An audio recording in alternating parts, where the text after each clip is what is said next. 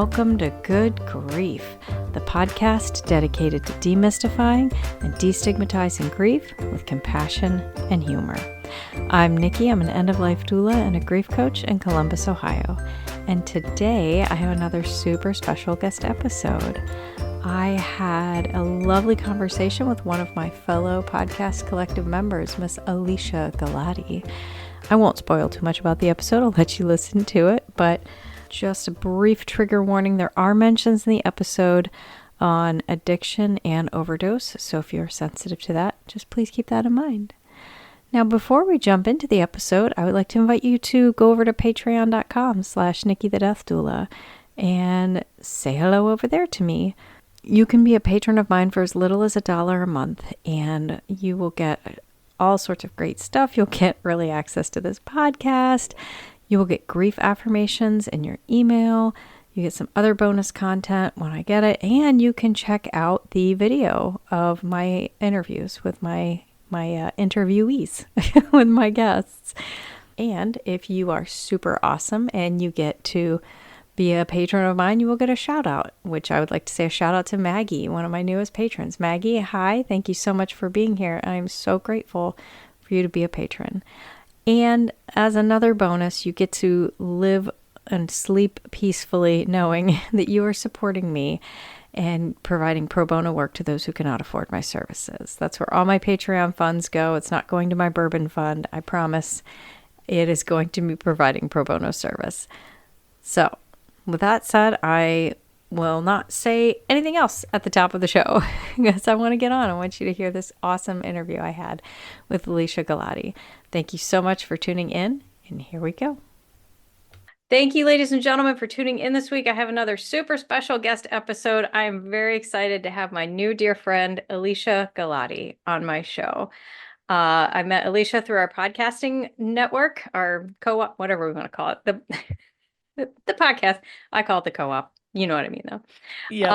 All right. Alesia, I'm going to stop putting my foot in my mouth and let you take a moment. Why don't you introduce yourself to us, tell us a little bit about you, and we'll dive into your story.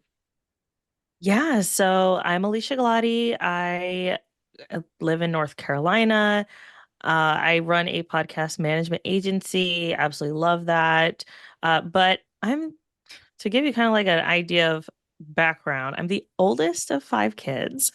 So that is, if you're an oldest child, you kind of understand that dynamic of just having to, when you lose a parent, there's so much that you have to carry and kind of take care of, which I definitely saw very heavily after my mom passed. But then on my dad's side, I'm an only child. So I'm his only child. And that was its own weird dynamics as well, which Yeah. we'll obviously get into all of that. But definitely starting at the point of, yeah, oldest daughter of 5 kids, helping everybody navigate all this stuff, as well as trying to like get through grief. I mean, I know we don't ever like get through, but like processing Right. Yeah. grief in a way that's also supportive of my. Yeah. Oh, wow. My husband is an oldest of 5. So I am the youngest of 2, and I'm now an only child. My brother passed away, so I'm just I'm all by myself, but my husband gets it. He knows his Yeah. mom passed away a while ago too. So anyway, thank you again for being on the show. So tell us a little bit about your 2 significant losses in your life. Start wherever you want. Yeah, so I guess it would make sense to start with my mom since she passed away first, or she wanted to say transitioned first. Before that happened, she was very much into like, what is next? Is there anything next? Very existential, and talking about this transitioning from one phase into the next. So after she passed, I definitely used the word transition a lot more than I probably do now. Now I mean, it's been 5, 6 years now. So it's like just passed and we're that's what happened. But it was really sudden. And I know that grief is so different when like I have a friend whose mom passed away from Alzheimer's, and like that experience is very different than the grief of a sudden loss. And I was 27 when it happened. My mom was 45. She had me when she was like 17. So, like, Wow. she was very, very young. And it was a drug overdose, an unintentional drug overdose. There was fentanyl in the morphine that she was taking. Oh no. Um, and it really rocked me in a big way. I had had losses earlier in my childhood, like my great great grandmother passed away when I was 9. My great grandmother passed away when I was in my early to mid 20s. Those were different though, right? They're Yeah. not like a mom who's 45 with 5 Yeah. kids. So that was really difficult. And I kind of, while I was grieving initially, right, when it first happened, obviously I'm grieving, but it took a backseat, like the grief took a backseat to what needs to get done. And I don't know if this is like Virgo checklist. This is how my brain works, neurodiverse in like a big way. Like, okay, get into to Yeah. do mode. Emotions can wait until later. What needs to happen to get things done? Because I live in North Carolina. My mom lived in New York, in Syracuse, New York. And so like I had to travel 11 hours to get up Oh, there. I had just started with a new job and had to take off time. There was just so many moving parts to it. Thankfully, the new job was really awesome about like this is unexpected. And they were great about that. Thankfully, I'd only been working for them for a month and I had to go take off like a whole week to figure this out. And so we traveled up north, dropped my kids off at, or our kids off at their other grandmothers, and then went up to kind of figure things out with my family. And all of my siblings were there, even though we're kind of spread out a bit. The youngest is 10 years younger than me. So I was 27, he was 17. So oh, that was like, oh, okay, what happens to him? Because I can't take him home with me. Like, he's yeah. in the middle of a school year. What are we supposed to do? So thankfully, my younger sister, there's 2 girls, 3 boys. So my younger sister took him on and was able to get him through finishing school. But I mean, I was getting after everything, I'm getting calls like, "Hey, this is going on at his school," and I'm like, I'm 10 hours away. What do you want me to do? Like, No. and I just remember like driving home from work and just being like, "Mom, why did you leave me with this? Like why?" Um, but I think within that first few weeks after it happened, it felt like, and the way that my sister and I kind of described it as we kind of talked through and processed this together was, how in the world is the rest of the world still moving forward? Like, I would go to the grocery store and I'm like, one of the most important people in my life is gone and nothing's changed. Like in the world, like nobody else is grieving, nobody else Yeah. is stopping, and I have to figure out a way to like keep moving forward. Mhm. And that I think was the hardest part of like losing someone that, is so significant to your life. And she was a single mom. And she was the most important parent in my life Yeah. for all of my life. So that was really, really difficult. And I ended up working with an energy management coach because I would get to the point where I would be so in my grief. I'd be doing 70 on a 40, back Oh, road. And yeah. like, whoa, I need to slow down because I was just so in my head. Like, Yeah. I need to get home safe to my kids. Hmm. Like, and then I have to be a parent while processing grief of a like there was just so much. So I ended up working with an energy management coach, and what that really helped me do was compartmentalize my grief Okay. in a therapeutic way, right? Sure. So, she was into like angels and all that stuff. I'm like, I don't know if I'm in angels, but I can go with like a spirit, quote unquote, spiritual guide. Sure. Like, Yeah. let's just go with that. And so, when I'm doing 70 and a 40, cops don't at me. Like, when I'm doing that and I'm like, I'm in my head and I'm in my grief and I have to work or I need to do things for my kids and I can't be in these feelings in the moment, to be able to say, I need you to hold this, not take it away, right? Because there's no way to really do that, but just hold it until I have space to process this later. Yeah. And I found that that kind of mental exercise really helped me be able to compartmentalize and get things done and then break down when I needed to later in the Yeah. shower, alone with my husband, whatever. Like in later moments where I could still be really present here without feeling that weight so heavily.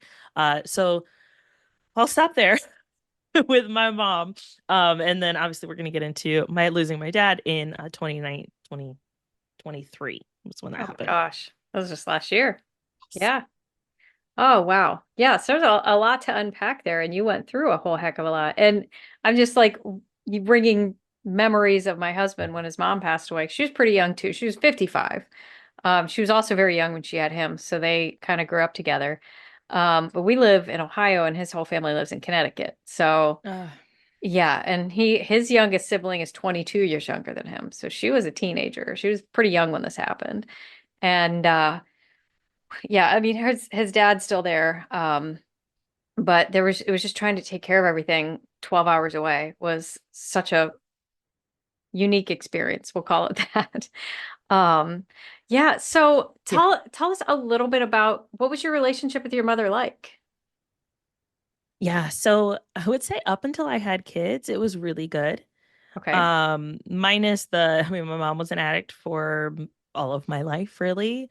When I was 11, she joined a religious cult to try to get clean.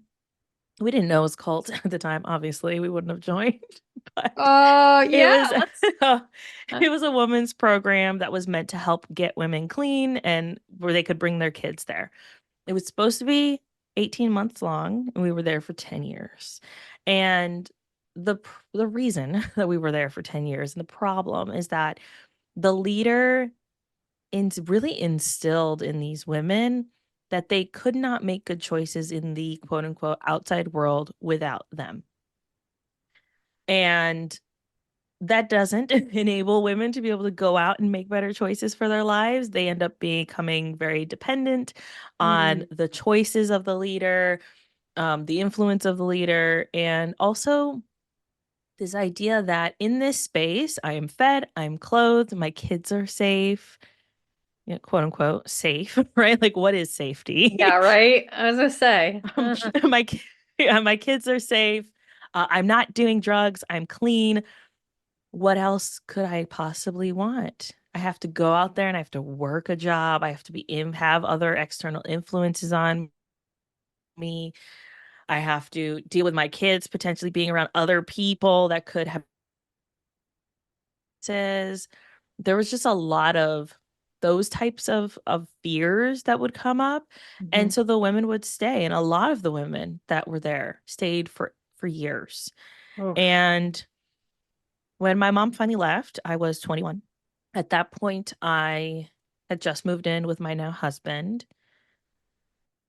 We ended up having a kid within a year of us moving in together.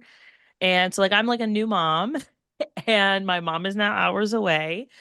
And I don't really have any friends. And I'm also trying to process who in the world I am, Yeah. right? Like, outside of religion, outside of oldest daughter, outside of having already been a very deep mother figure to my younger siblings because I was 11 when we joined the cult. So I saw all of the drug exchanges and I saw all of that stuff and I had to take care of my younger siblings and say, "Mom, why are you giving money to these people when we don't have any groceries?"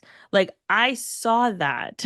And then as an adult being like, "Okay, what kind of parent do I want to be to my own kid?" And now kids, right? Like what Yeah. parent do I want to be? And I think a lot of it was like as much as I love my mom and I, appreciate her trying to get clean, there that's not what the kind of mom I want to be to my kids at all. And so I definitely took a different direction. But when I had my second one in 2017, my mom definitely got back on drugs. And she was diagnosed with manic depression Okay. around that time. And started doing more drugs. attempted suicide. There was just a lot of mental health issues that were happening around then. Mm-hmm. And in order to protect my kids, I didn't see her. And so that was 2017, 2019 when she passed. Mm-hmm. Like she never met my youngest kid because when we tried to go up to for another family friend who had passed, we had driven up there and I kept trying to get in touch with her and she was high. And I was like, I'm on my way home from that situation. And she's like, yeah, drop by. I want to see the babies. And I was like, where were you yesterday? Like, I was in town yesterday. I'm on my way home now. Yeah. And she's like, it's not like I just wake up and I say, today I'm going to get high. And I was like, I understand that, you know, you're feeling these things. Also, I don't want my kids to go through the childhood that I did. I Yeah. don't want them to have to worry, is grandma okay? I don't want them to have to worry, is grandma high? Absolutely not. Right. So at that point, there were some really big boundaries that I set physically with her in saying, this is the relationship we're going to have. This is the relationship you're going to have with my kids. And there's no and or buts about it because my priority is my children. And that was really hard to do. I Yeah. mean, a little easier because I'm 10 hours away, Well, but yeah. Good point. it was really difficult to say no. You can't do this and I'm not going to let my kids go through this. And then the night before she passed, we were talking, our relationship had been like progressively getting better. Um and she was telling me about all this stuff that she was doing. She's going to all these meetups and she's connecting with some Native American spiritual stuff. And I was like, okay, that's all interesting, cool. And she's like, I really want to tell you something. Like, there's this really important things that I want to share.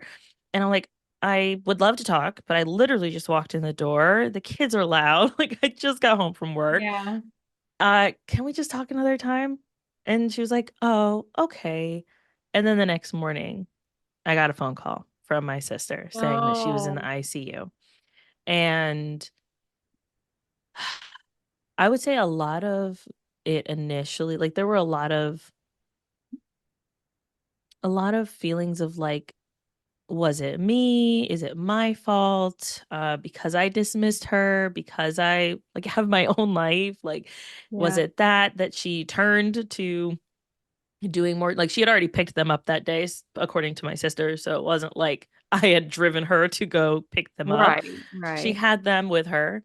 Um, I didn't put the fentanyl in the drugs. Like, and I had to really tell myself that, like Yeah. it's not your fault, like carrying a bit of that grief and like having that talk with my sister of like, this was the conversation we had the night before. Um, and like, yeah, so it was to answer your question, it was a very interesting relationship. Yeah. Um, but I definitely grieved her deeply. And I think that every year is a little different in how I grieve her. So this year was 5 years. So that was like almost milestone grieving, which was Yeah. interesting. Um, but then additionally, like our son recently got a autism diagnosis or autism spectrum diagnosis. And, you know, it's hereditary. So I'm looking at myself, I'm looking at, my husband's family, my family, and I'm like, as I'm listening to these audiobooks about parenting a high functioning autistic child, I'm Yeah. like, uh, some of this stuff is my childhood.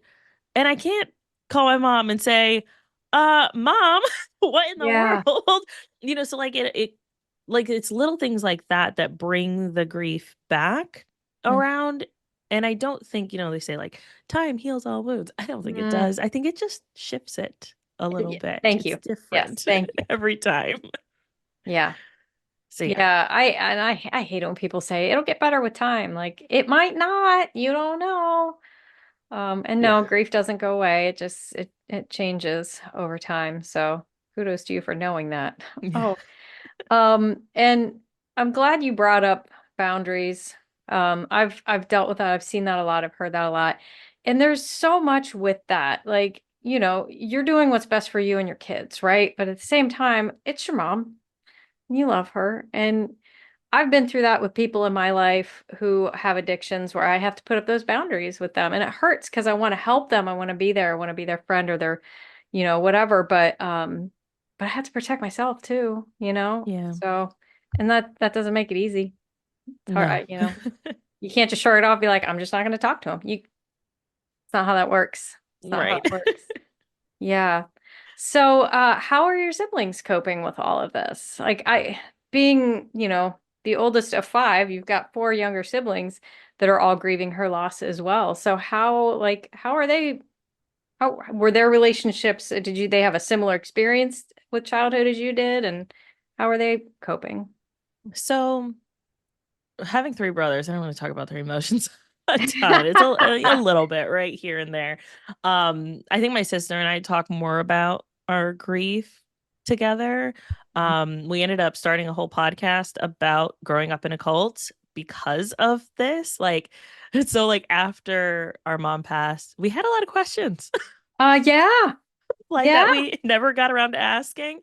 Like, why did you join a cult? And so we started a podcast in 2000 late 2019 called Two Sisters and a Cult, and we just talked about cults. Yeah.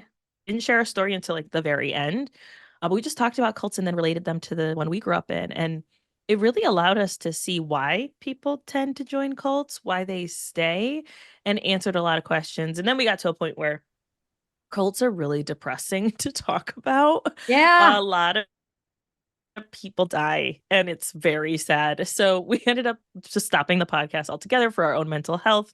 Good. But it was really therapeutic in a way of processing our grief together, Mhm. that I would not give up for the world. Like that was Yay. just such a wonderful experience to have with my sister. And with my brothers, with the youngest one, I think that was really, really hard because he saw a completely different mom. Like he experienced her clean for the first part of his life, and then kind of like the fun mom who likes to smoke pot only around him, but like not really seeing the like Yeah. deeper drugs. Um, so I really think, it's interesting. I saw someone do a talk, and I cannot quote who it was, but I saw a reel somewhere, and this person was saying, me and my sister are completely different. We process things different, but we grew up in the same house with the same parents. And the guest said, actually, you didn't. Hmm. You are two different people. You're going to see those interactions completely different. And your parents were not parenting each of you the same. You're a boy, she's a girl. They parented you differently. They viewed you differently because of society, right? Like just general society. But then additionally, when they became a parent with you, they were different people than when they became a parent with her. So Right. like when she was born, they were completely different people because Hmm. people shift and they change. And he was like, "Oh, wow." And I was like, "Yes," as an Right. oldest sister. Absolutely. Like we grew up in the same household. How do you not handle these things because of that? Because we just are different people. So yeah, it was very interesting to like kind of come to that realization recently. Yeah. Like, Yeah. here's why. But I Yeah. mean, I remember when I was in my 20s and my mom would say, like, you guys don't even know the half that I put Alicia through when she was little. Like, you do not know the half of it. And they're just like, oh, whatever, mom. Like, because I was the one who had my stuff together. They were all still living at home, in Yeah. their early 20s. And she'd always be praising me in that way. And I'm just like, it kind of made me a little crazy now, but okay. Thanks for the trauma, mom. It's Right. fine. Oh my gosh. Too funny. Yeah. Well, and you're right. And thank you for mentioning that too. Like so many people don't quite get that. The fact that, you might all live in the same house, but you're all having very different experiences with your parents, right? Because you're all Yes. different people. And I say that all the time. That's why I caution people, not to say I understand when they've gone through loss or I know exactly how you feel because you don't. Like, if I had lost my mom, my relationship with my mom is different than yours, so I can't say Mhm. I know exactly how you feel because I don't. We had two different Yeah. relationships. So let's now, unfortunately, you just lost your father too. So tell us a little bit Yeah. about that. That relationship was very interesting. So, as his only child, especially when I was younger before we joined the cult, there was a lot of push and pull between him and my mom. And he was abusive to my mom, which is why she left him. He was never abusive to me. Um, but I always ended up being like the go-between. And I hated that as a Mhm. child. I hated how they used me to spite each other, especially on my dad's side. And my mom, not so much. Like, she never talked bad about him in front of me. She'd be like, "Give your dad the phone," and then I'd hear her on the other end, yelling and stuff. But she never like outright said until I was older, like, "Here's why I left him," because Mhm. he came at me with a knife, or "Here's what happened when I lived with him." Wow. Like these are the things that I went through. She never put that on me as a child, and I really appreciated that. So like my other than the fighting, my early childhood memories with my dad were awesome. Like they were fantastic. I remember when I turned 10 and he would be like, double digits. And he took me to the mall to buy my first sports Aw. bra. And like I remember those things. And also the fighting and the lying and all. So it's a jumble of things. So when we joined the cult, he tried to get custody of me. And I actually read the court report, and the judge said on the paper, like read right there in black ink, said, "This man does not want a relationship with his child. He wants to get, revenge on his ex." That is what this is about. It's not about the child's safety or the child's well Wow. being. It's about the strife between them. And that was frustrating as like to see that. Hmm. And then when I was 14, my dad went to jail for manslaughter. Oh God. Okay. And so that, I mean, I'm a teenager, right? So I'm already Yeah. angsty and like moody. I am the only Robinson, right? Like of my name. And I'm his only child. And he murdered someone, this father to two daughters. And I'm just like identity crisis 101 at 14. Yeah. Um, and that was really, really hard. So I just completely cut all ties at that point, Mhm. meaning that I did not see my grandmother on that side. I did not see my aunt, my cousins. Like I had a great family relationship. But when we moved it, like everything kind of just shifted when Mhm. we moved to the cult. And then when I turned, I want to say 19, I was living in New York City and I decided to try to get back in touch with him. And so I started writing him in prison. And so we wrote letters back and forth. That relationship was complicated because he was like, and I think this might just be because he was in prison and wasn't getting a lot of mail, was just Yeah. like, I'm reaching out to you and I'm sending you these letters and you're not replying quick enough. Like he was just really mean about it though. And I was like, yeah, Okay. also I'm like 19, I got my own life, bro. you know? Right. And so that made it a little jilted. But then when he got out, I went to visit him and it was fine. I don't like it was all right. It wasn't like, oh my God, I'm totally gonna have a great relationship with this person. It Right. was like, it's all right. Yeah. Um, and then plot twist, Oh my mom God. ended up starting to receive back payments for child support from him, and he lost it. So he and we were Facebook friends at the time, and I'm like living away from him. He blasted both of us on Facebook, was just Mm. like in an interracial parents relationship was just very rough. Like he was Right. very racist in the things he was saying against my mom, who's white. Oh, And I was like, you do realize like that's my mom and like I'm yeah. half and I'm both. Like, what Yeah. are you doing? Um, and at that point I was a new mama as well. And I was like, you know what? I can't do this. Like I don't need Yeah. my kids to be around this stuff. Mm. And so I really just cut ties with him almost entirely. And then when my mom passed, he tried to reach out. I was not interested in having a relationship at all. At that point, like my mom just passed. I don't want to talk to you. I don't Right. like, I'm Kind of going through not something right interested now. in any of this. Right. Exactly. And then 3 years ago, sorry, no, 4 years ago, he reached out. And so it was a year after my mom had passed. And he said, um, I have cancer and I'm trying to make amends. And I was like, well, that's nice for you. I don't know what you want from Yeah. me.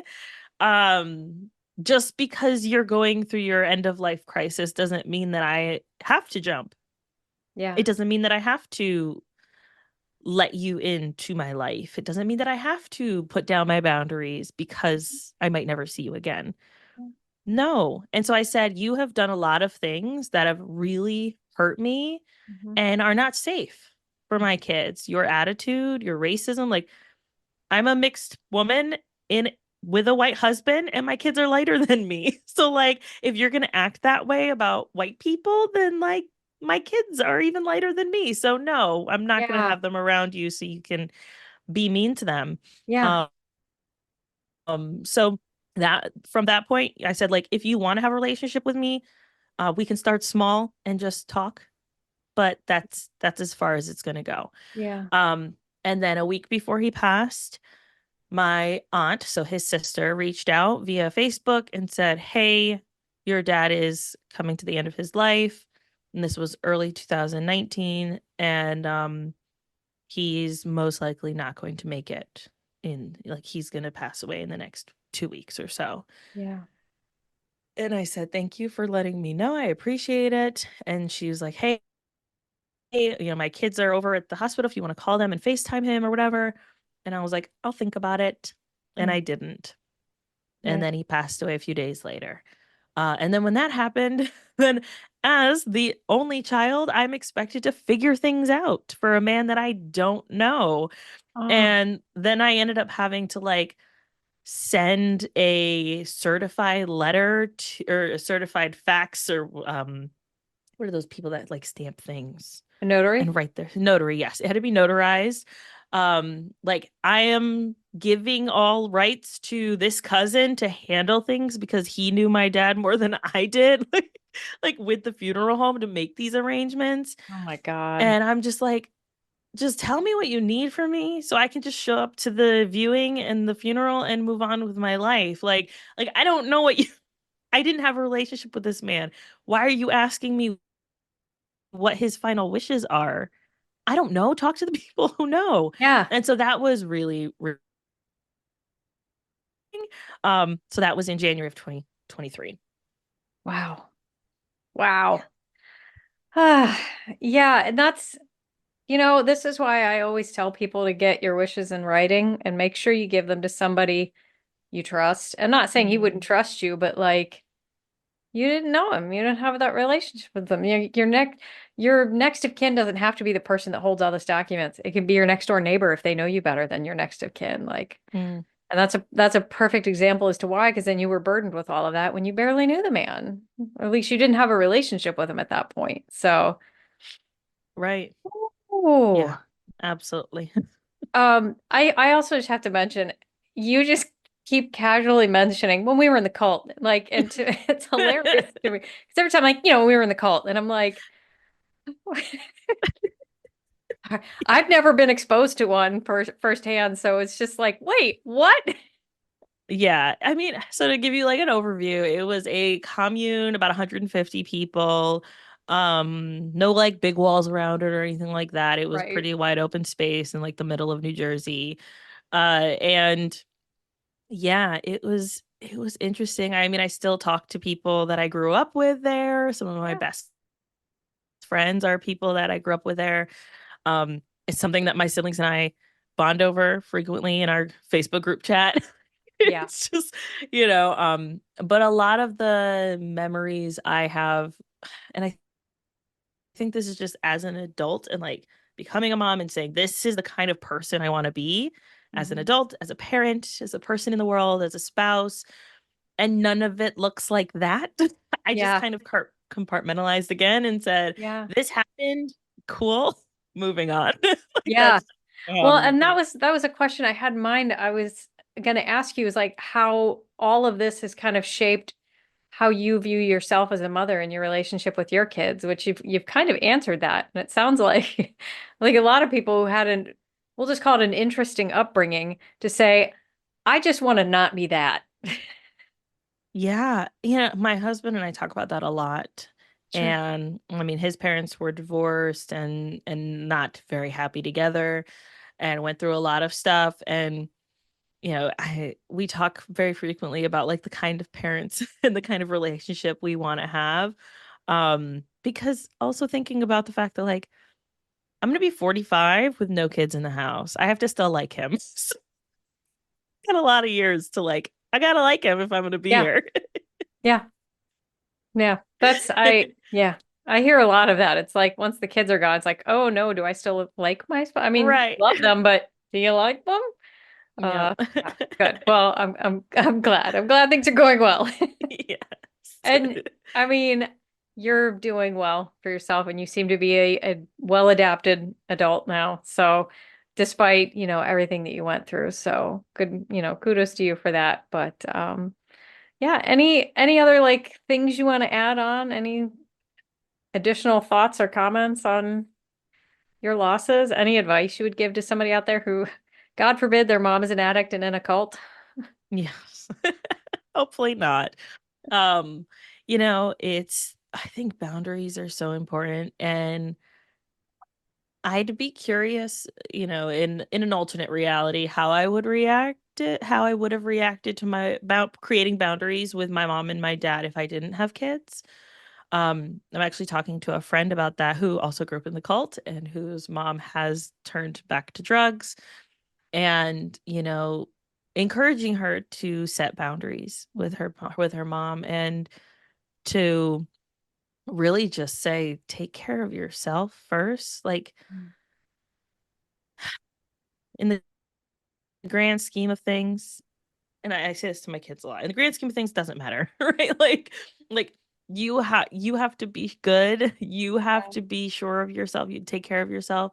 You can't let other people dictate your happiness in Mhm. any way. And I know it sounds easier said than done, right? Like if you have a parent who you're like, I really care about you, and I really wish that you would just take care of yourself.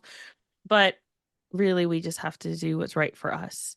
Yeah. And I mean, it feels hard. It is hard. It's not easy. There are moments where you just want to give in, but you know, I think having kids kind of makes it a little easier because you can say, well, this is the reason. Right. I already went through it. I could probably Right. deal with it again. But these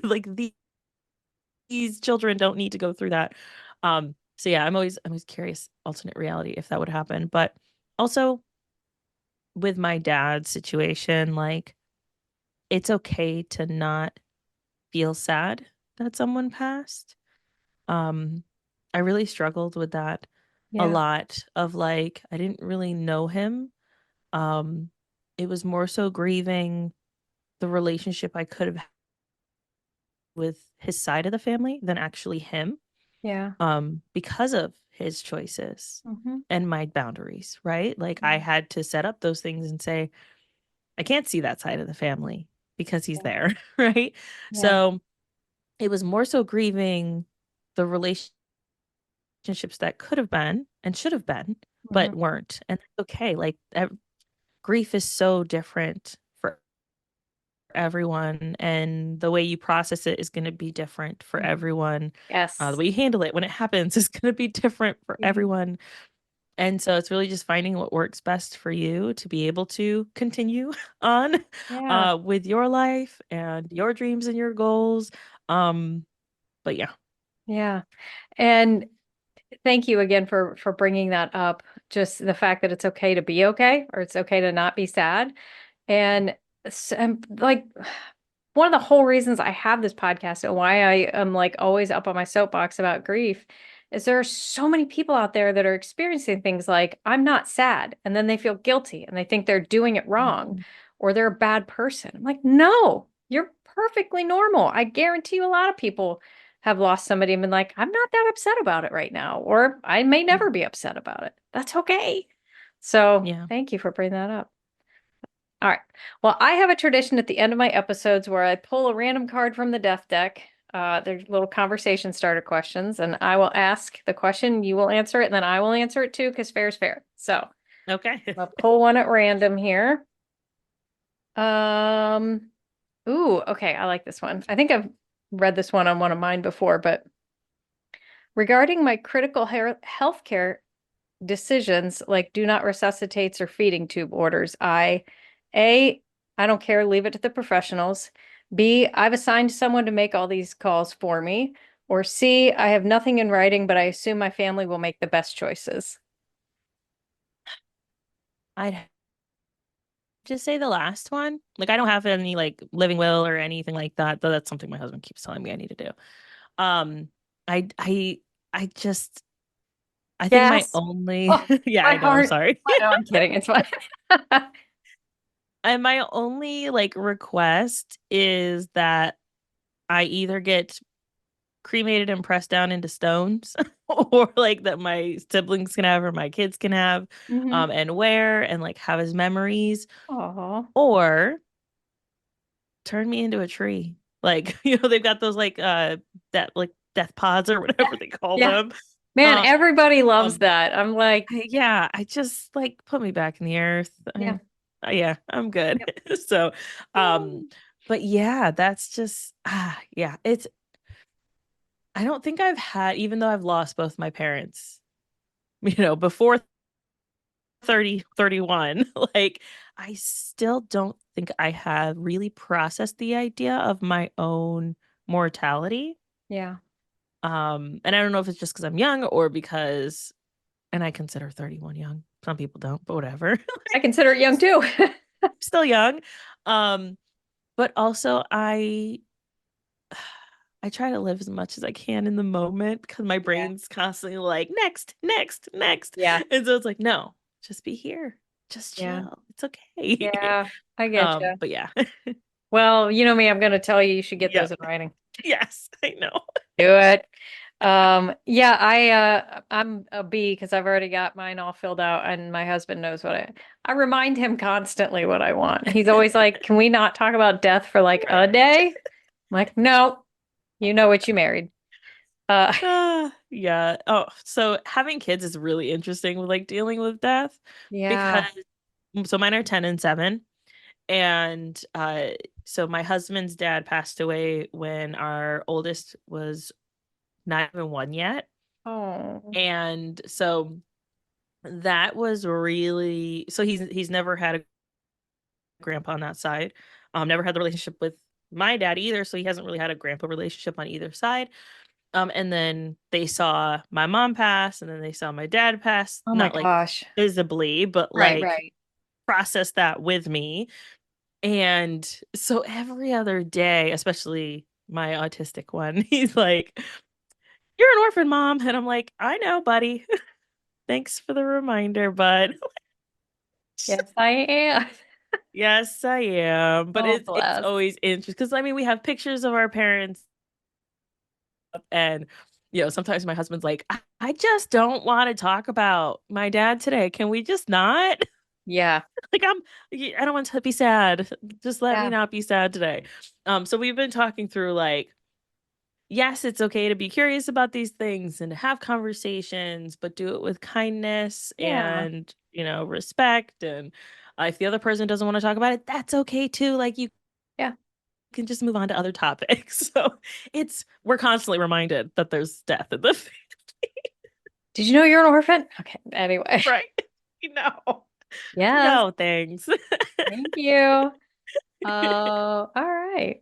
Yeah. Well, so we're now at the end. I'm going to give you a couple minutes. I would love for you to tell my listeners all about your podcast, where people can find you, and anything else you want to share. Yes, thank you so much. So I would say if you are interested in podcasting, you can check out my podcast.